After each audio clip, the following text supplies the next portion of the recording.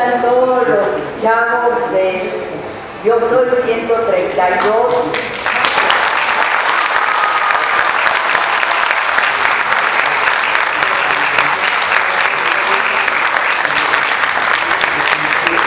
Chavos y chavas, y ellos van a revivir el movimiento estudiantil de 1968, porque van a leer fragmentos. Yo solo les voy a leer un cachito para decirles algo de cómo era 1968. No sé, 1968 fue el año de Vietnam, de Biafra, del asesinato de Martin Luther King, del de Robert Kennedy, después de John F. Kennedy, su hermano y presidente de los Estados Unidos, de la reivindicación del pueblo negro, de los panteras negras, del movimiento hippie, que llegó hasta la humilde choza de María Sabina, en Huautla de Jiménez, Oaxaca. Y sin embargo, para México, 1968 tiene un solo nombre: Tlatelolco, 2 de octubre. Nación al poder, entre más hago la revolución, más ganas me dan de hacer el amor. Entre más hago el amor, más ganas tengo de hacer la revolución. Los estudiantes cantaban al son del corrido de Rosita Alvírez, año del 68, muy presente tengo yo, en un cuarto de los pinos, Díaz Ordaz se desvieló, Díaz Ordaz se desvieló. El gobierno perdía la paciencia, decía: reconsideren, vuelvan a clases, agradezcanle al gobierno su paciencia, no se dejen engañar por los agitadores y los profetas de la destrucción. En mayo de 1968, en París, el general Charles de Gaulle, el alto héroe de la Segunda Guerra Mundial, fustigó a los estudiantes que levantaron barricadas con las piedras del pavimento, pintaron los muros de la Sorbona y rehusaban entrar a clase. Si en Francia la falta de oportunidades fue reclamo, en México creció el rechazo al autoritarismo. Al gobierno del presidente Díaz Ordaz, el país se le estaba yendo de las manos, y eso en el año de las Olimpiadas. Por primera vez los Juegos Olímpicos se llevarían a cabo en un país de América Latina, la primera vez. El mundo entero tendría los ojos puestos sobre México, pero tras la mampara de los edificios olímpicos seguiría la miseria, la jerarquización de una sociedad hostil a los olvidados de siempre, la crueldad de un gobierno dispuesto a aparentarlo todo. No queremos olimpiadas, queremos revolución, no queremos olimpiadas, queremos revolución. Bueno, y aquí le paro para que ustedes oigan a los jóvenes. Para desgracia del país, las autoridades son expertas en esconder la verdad, en cambiar las cifras a su favor, hacer trampa, mentir, y nunca sabremos cuántos murieron. Algunos jóvenes quisieron ponerse en los zapatos de los soldados y alegar que ellos solo obedecían órdenes. Para eso los entrenan. Pero ¿quién se puso en los zapatos de los muertos? ¿Quiénes eran los dueños de los zapatos que quedaron tirados en la plaza? ¿Los de mujer? ¿Los de hombre? ¿Los de niño? ¿Quién podría tomar el lugar de los familiares angustiados por saber de sus hijos, esposos, hermanos? Les arrebataron la vida a muchos. Los jóvenes pagaron con sangre su sed de justicia. ¿Pero por qué tiene que ser tan cara si protestar y denunciar es un derecho de toda la humanidad? 44 años más tarde, el 11 de mayo de 2012, surgió un movimiento que tomó por sorpresa a nuestro país con su espontaneidad y su frescura. Yo Soy 132, y la Ciudad de México sacudió sus telarañas y su desesperación, y todos respiramos mejor. nació una pequeña república estudiantil, como lo dice Carlos Acuña. El 1 de octubre de 1968 salí a trabajar como era mi costumbre. A las 12:45 del día entraron a la fábrica 4 individuos vestidos de civil con pistola en mano y de inmediato empezaron a golpearme y a jalones me sacaron del local. Les pregunté quiénes eran y a dónde me llevaban y respondieron con golpes, mientras uno me ataba las manos a la espalda. Violentamente y en peñones me metieron en un automóvil y una vez adentro me vendaron los ojos con un trapo y con otro me amordazaron. Su traje fue presenciado por mis compañeros de trabajo y puedo prestar varios testigos del hecho. En la comandancia de Policía Judicial Federal fui desvestido, golpeado y me dieron toques eléctricos. Se me despojó de todos mis objetos personales. Los agentes me dijeron que yo iba a ver a Justino Juárez para recibir órdenes. Me aplicaron toda clase de torturas y me amenazaron para que yo firmara la declaración. Mira, pendejo, ya llegaste aquí con nosotros, así es que tienes que decir que sí, aunque no lo hayas hecho. Tienes que declararte culpable porque todos los que llegan aquí se van al bote, lo hayan hecho o no. Tienes que firmar o te matamos. Ni siquiera supe el contenido de lo que declaré. El 9 de octubre de 1968 ingresé al final de Lecumberri y desde entonces estoy aquí. Félix Ángeles Hernández, obrero de la fábrica de chocolates Ambos, preso en Lecumberri. Regalar a Marilí un retrato bellísimo que tengo de Che Guevara, muy grande y muy bonito, ¿ves? Pero debe haber estado borracha cuando me lo dio, porque dice que le había ofrecido $200 por él. En serio, es la locura del retrato. Entonces, lo puse allí en mi cabecera de mi cama, y que llega mi mamá y me dice: oye, Macarena, hazme el favor de acompañarme al súper, porque tengo que comprar quién sabe qué cosas y no sé cuánto, ¿ves? Y yo entonces le dije: no, mamá, porque no le he regresado el cheque.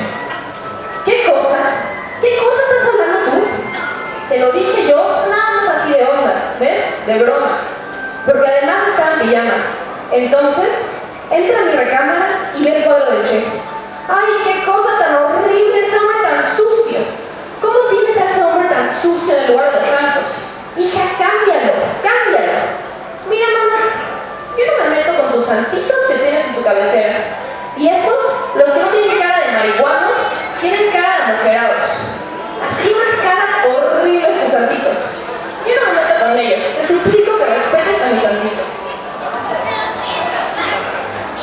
¡Ay, no, qué horror! Lo que te va a traer eso, quítalo. Es un asco. ¡Ay, qué cosa tan fea! Y en las barbas ha de tener piojos. Así, ¿ves? Bueno, pero mi mamá es saltadísima. Mi mamá no es ningún monstruo. Mi mamá es el símbolo de la mayoría de las mamás de la clase media, desgraciadamente. Le tiene horror al comunismo. Cuando le hablé del movimiento estudiantil y del estudiantado, yo no sé qué imaginó, porque me decía: ¿por qué no nos mandan a Moscú para que adoren al diablo? La clase humilde, pues ni siquiera sabe qué es el comunismo, ni siquiera que existe Moscú. Pero además, sí, de tal forma que se puede confiar en ese país es precisamente porque en él hay una inmensa cantidad de niños. En las generaciones que vivieron el movimiento de las aceras, viendo pasar a sus hermanos mayores, tomados de la mano de sus padres en las propias movilizaciones, los que oyeron relatos de los días de terror, o los que sintieron en su carne, en ellos está la revolución. El gobierno de este país deberá tener mucho cuidado con aquellos que en 1968 tenían 10, 12 o 15 años. Por más demagogia que se les inocule, por más droga que se les aseste, ellos recordarán siempre, en lo más íntimo de su mente, las golpizas y los asesinatos de que fueron víctimas sus hermanos. Recordarán, por más que el gobierno se empeñe en hacérselo olvidar, que de pequeños sufrieron la ignominia de los garrotazos, las bombas lacrimógenas y las balas. Yo trabajo en el rastro. Bueno, trabajaba. Vendía vísceras, tripas y esas cosas en un mercado. Sé destazar y todo. Se me ocurrió ir a ver cómo se quemaba un tranvía y me paré a bobear. Por eso estoy aquí, de veras, por eso. Hoy me doy cuenta que es muy alto el precio de mi curiosidad por detenerme en las calles de Estaño en Guarán a ver quemarse el tranvía, porque nunca imaginé que ese solo hecho fuese suficiente para que se me acusara de haber cometido tantos delitos. En la jefatura de policía donde me llevaron, me golpearon hasta que se les hizo bueno. Hasta me amenazaron de muerte para que aceptara haber participado en el movimiento estudiantil. para que aceptara haber agredido a los agentes de la autoridad. Nada de esto es cierto.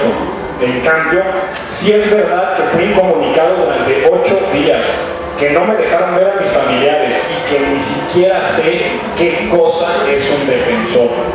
Sí, firmé una declaración a base de golpes y amenazas. Era una declaración prefabricada en la que reconocí haber cometido hechos a los que soy ajeno. Cuando me llevaron a ratificarla, no tuve cerca de mí abogado alguno. Hasta ahora sé cuáles son mis derechos, porque me han quitado la venda de los ojos mis compañeros de la crujía, pero ni siquiera sabía lo que era un defensor del vicio, una diligencia, un interrogatorio. Nunca entendí lo que me dijeron en la diligencia, por mi total desconocimiento de lo que se me decía, puesto que es un lenguaje técnico que desconozco. Yo soy un hombre ignorante. Ahora, en la crujía, me han ayudado a escribirles a los señores magistrados del tribunal, pero solo jamás hubiera podido hacerlo. Lo único que puedo afirmar es que me hicieron ratificar una declaración falsa e ilegal, obtenida a base de violencia. Así como el mío, hay 15 casos de docentes presos por el movimiento estudiantil, 15 aquí en la crujía C y 2, o quizás más, en la crujía M, donde están los churreros Félix Rodríguez y Alfredo Rodríguez Flores, obreros de la Churrería de México, que agarraron el 23 de septiembre en Zacatenco, el día del casco de Santo Tomás, no más porque iban pasando, así como yo. Ya tienen 2 años sin juicio, sin sentencia y sin tener nada que ver con el movimiento. Manuel Rodríguez Navarro, trabajador, preso en Lecumberri. Di por qué, dime Gustavo, di por qué eres cobarde, di por qué no tienes madre. Dime, Gustavo, ¿por qué? Ay, Elena, perdón, yo tenía que leer una cosa y a veces no entendía. A ver. Di por qué, dime Gustavo, di por qué eres cobarde, di por qué no tienes madre. Dime Gustavo, ¿por qué?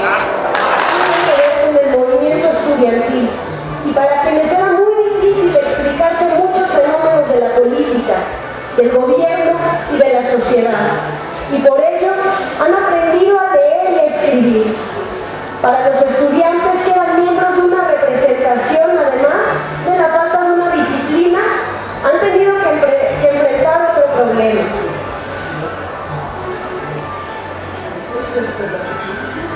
La misificación, la deificación que llega de fuera.